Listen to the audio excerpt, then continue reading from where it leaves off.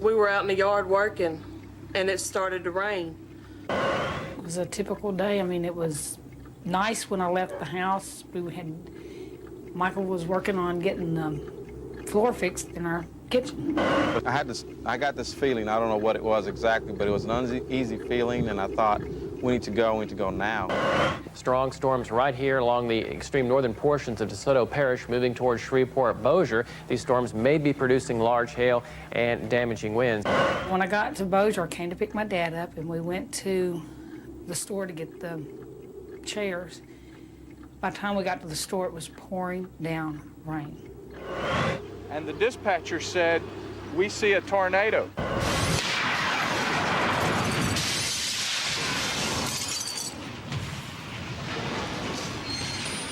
The twister that struck on that Easter Saturday was on the ground for nearly half an hour and travelled 19 miles just north of Shreveport. It killed 7 people and injured over 100. Millions of dollars worth of property was lost. It hit the Hay Meadow trailer park at 4 o'clock that afternoon.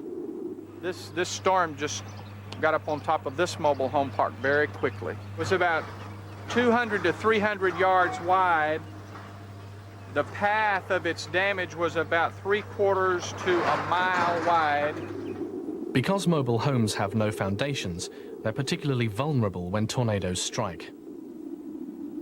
This is where a lady died. She was 33 years old, and she was basically crushed by the debris. Those are the remains of her mobile home. I think this lady and her 8-year-old daughter were in the mobile home. She pushed her daughter to safety and then died as a result of her injuries. 200 emergency workers rotated in shifts throughout the night, teaming off in search parties and scouring torn-apart trailer homes and turned-over cars, looking for any survivors of the devastating twister. All of a sudden, everybody come running out of the trailer hollering, "Tornado, tornado." And the only thing we thought of was just grabbing them kids, and 4 and 5-year-olds, and we threw them up under the four-wheel drive truck. It just went and took off. And when it did that, I took off. And the only thing I think of was my 2 girls being at the house. I figured it was headed that way, and they were at the top of the hill. We were about to go in my dad's bathroom, but it was too big. So a girl named Sarah, she opened the pantry door. I said no, because the washer and dryer might just fall on us. So I went into the bathroom, and then Sarah followed us, and right up to land, to her last foot in, it just came. It was right here. So at that point, I run, and I run, and I run, until I could never run no further. That was the weirdest feeling I've ever had. The look was devastating. It was just, I knew in my heart they had to be alive, but I honestly felt like they were dead. I could hear stuff hitting the trailer, so I couldn't really hear the rumble that good, but I heard it. I honestly believe that's the only thing that saved their life. 3 trees on one end and one that went straight through the middle. It's the only thing that saves them girls' lives. I don't think I've ever seen anything like this. It's like being back in Vietnam. We have a lot of this stormy weather in this area, and we don't often think a lot of it. But we got a real heavy bolt of lightning, and my ears started to pop. And when they did, I sensed the compression was the sign of the tornado. So my daughter and I dashed through this room, through the living room. We ran into the bathroom. My daughter got right in front. I was right here. I didn't realize until later that the dog was behind me in the bathtub. We screamed our prayers. It was so loud.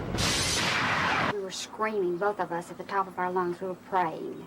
It seemed like a very long time. But then it got very, very quiet.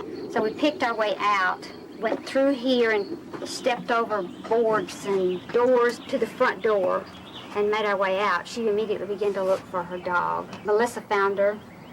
Where'd you find her, Melissa? I found her in the backyard. She evidently found some safe spot underneath something, and she crawled out from the rubble into the backyard, and she was unharmed. Well, I was working on my floor in my utility room. My son, he got up and he come between the living room and the kitchen. He asked me, was that a tornado? And by the time he asked that, outside it looked like somebody took glass and sanded it, and it looked like scratched glass looking through it. I went to close the back door. I did that, and the house rose up, spun around, and fell on the ground. Calls me on my cell phone, and he was just hysterical, and he said, the house, it's gone, everything is gone. And I thought, oh my God. First thing I asked him though was, I really didn't care so much about the house, but how are you? Where's Joel and where's Christina? Joel's fine. I'm down here at the corner. They can't find Christina. And I kind of hesitated, and I said, what do you mean they can't find Christina? Tragically, their 13-year-old daughter, Christina, was killed by the tornado. And he was trying to tell me she was dead, but I couldn't. You know how Mother is. Mother hears what she wants to. And I told him, I said, I'm on my way out there. I'll be there as soon as I can get there. I wished in the long run that she had gone with me or had at least stayed across the street at the neighbor's house.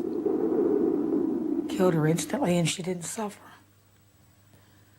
But yet still hoping that she was going to miraculously walk through the wall, walk on water is what I guess I thought. I thought that you see things, you see TV shows, and there's always the happy ending.